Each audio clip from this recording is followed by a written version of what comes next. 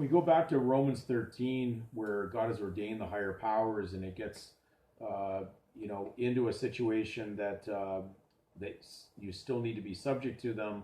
Didn't say you were a subject of, said you were subject to, uh, because the world that you're surrounded with is mammon. It's a secular state. So the only thing the secular state understands is secularism when it comes down to movement and motion in their world. So, because you are a stranger, in essence, to something that's made up, and we're going to deal with that in the next video that deals with the word constitution and constitutor. But the Constitution, or what is made up here, uh, is basically, we'll just take it the realm of Caesar. It's legal, and we mentioned that the registration is only the legal surname in essence, because that's all that was required of Caesar to be registered on there. So we know that everybody that was born, that at least that I'm aware of, I've never met anybody that was not already engaged in the system, whether it was my parents or myself, but we already know that we were already in there.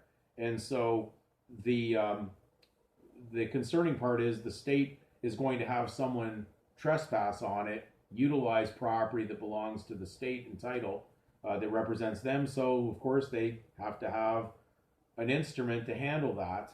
And that's why this is a bonding instrument that's used for that purpose, for someone who could possibly misuse and abuse things that are going to be under state title.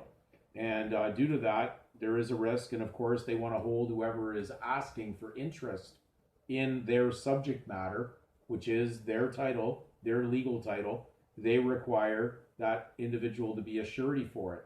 So it is not out of the ordinary for to see that a 9-digit social insurance number is established, especially through the federal government, to oversee and track the one who's asking to be an assumptive trustee, who's going to move around this property, this bond, which the state is responsible for. So things happen for a reason, and I don't want to act like I'm anti-government, because it can come across that way if you don't see it in the proper light. The government needs to be there to oversee its own legal participants, those who choose to store up treasures on earth, who believe somehow they can take it with them. So the unfortunate journey for those that are going to be down that legal journey, that are hoarders and junkies of junk, to keep on collecting as much as they can and hoarding it up, they need to be governed by the state. They need to have law enforcement over them. And so I fully agree with the fact that there must be police officers and there has to be people in there. Now remember, those police officers also are people that are also in the legal system. So they're carrying guns and weapons to deal with people that are also carrying an arms, in a sense, in property. And so they're there to govern and enforce them with arms upon arms. So it's there for a reason.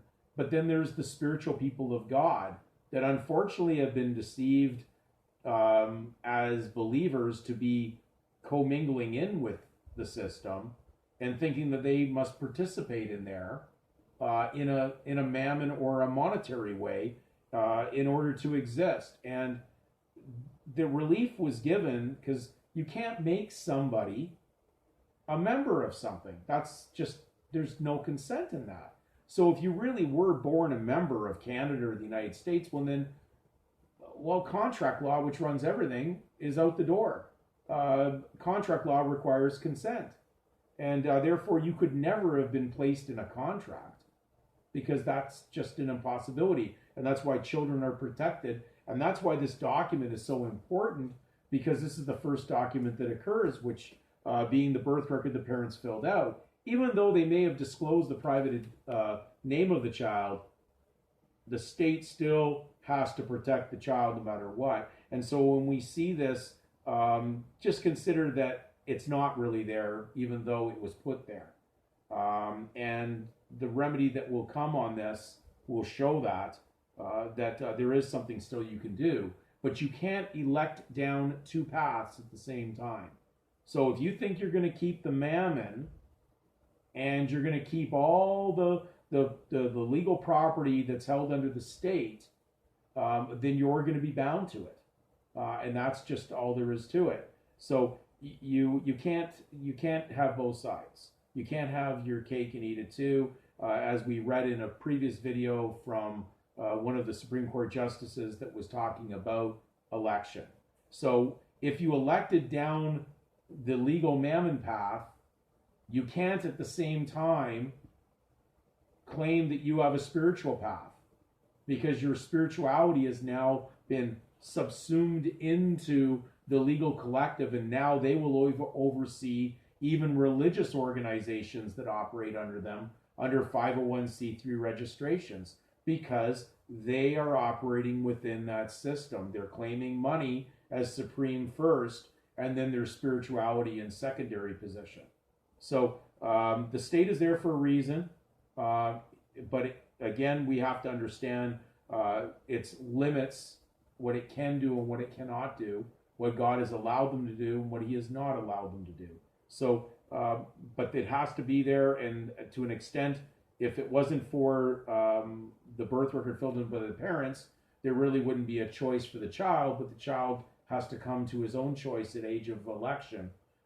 And that world has selected that at the age 18 for that purpose. Surprisingly, going down the legal direction would certainly add up to the 666, which would be the 18, the mark of the beast. Even in that sequence, it seems to fit. So let's just be mindful that we don't want to get angry with things. We want to be able to look at things with a humble heart and with a peaceful spirit, so that we can come to the conclusion with the relief.